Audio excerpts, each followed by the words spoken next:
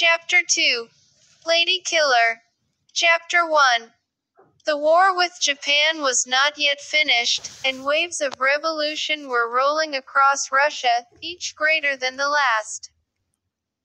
It was at this time that Mme Guishar, a widow, arrived in Moscow from the Urals with her 2 children. She bought a small dressmaking business in one of the poorer districts. She did this on the advice of Komarovsky, a lawyer who had been a friend of her husband's. Komarovsky was a cold-blooded businessman who persuaded her to send her daughter to the school of his choice. Mme Guishar was a well-built, fair-haired woman of about 35. She was a dreadful coward and was terrified of men. Because of this, out of plain nervousness and confusion, she went from the arms of one lover to those of another. Mme Guishar lived in a small 3-roomed flat next to the workshop. In this workshop the sewing machines spun endlessly under the tired hands of the women. You had to raise your voice to make yourself heard over the constant noise. Komarovsky often came with his ugly little dog to see Mme Guishar. As he walked through the workshop on the way to the flat, the girls murmured, "Here comes his lordship, Madame's heartache, the old goat, Lady Killer." Chapter 2. Mama is his, what's the word?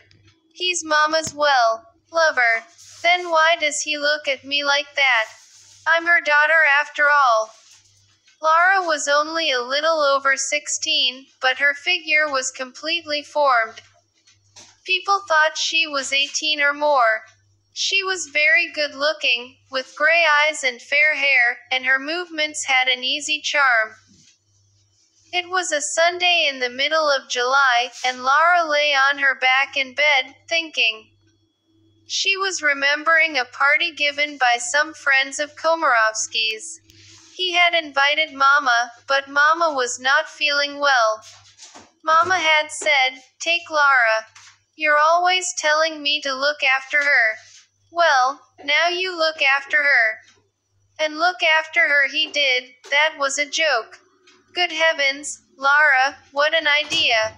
I just wanted to show you my flat, as we're so near.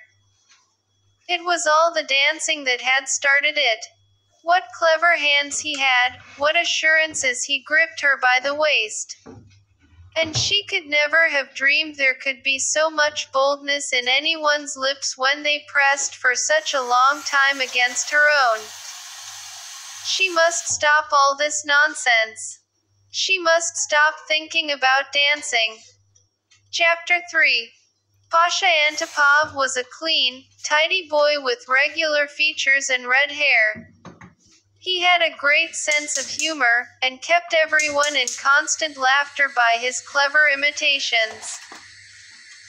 On October 17th there was a big revolutionary demonstration. There was to be a march from one end of Moscow to the other.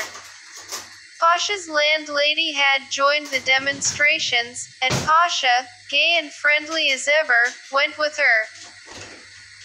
Down the street people came pouring in a flood faces, winter coats and sheepskin hats, men and women students, old men, children, workers in uniform, girls and schoolboys. For some time they sang revolutionary songs. It started to snow and the street was white. When the troops charged them on horseback, the marchers at the back at first thought nothing about it. A swelling noise rolled back to them like great crowds shouting, "Hurrah!" Almost at the same moment there appeared the heads of riders and their horses and swinging swords. The killing began. A few minutes later the street was practically empty. The late sun pushed a finger round a corner and picked out everything red in the street: the soldiers' caps, a red flag on the ground, and the red spots and threads of blood on the snow. Almost at the horses' feet, Pasha's landlady was screaming, "Pasha! Pasha! but he had disappeared suddenly in the confusion. A blow from a soldier's whip fell across her back, and she swore and screamed insults. Then she saw the boy at the other side of the street. Pasha, too frightened to make a sound, rushed to the old woman. She complained all the way home. Dirty murderers.